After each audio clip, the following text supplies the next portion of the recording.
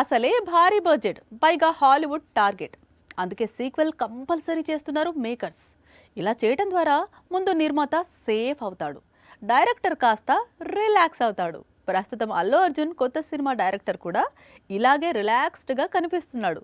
పుష్పదాలలో icon new movie కూడా సీక్వెల్ను fix చేసుకున్నట్లు ప్రచారం జరుగుతోంది. పుష్ప 2 తర్వాత అల్లు అర్జున్ నటించే కొత్త చిత్రంపై రూమర్ ఒకటి తెగ షికారు చేస్తోంది. అదేంటి అంటే పుష్ప 1, పుష్ప 2 దారిలో అట్లీ మూవీని కూడా 2 భాగాలుగా విడుదల చేస్తారట.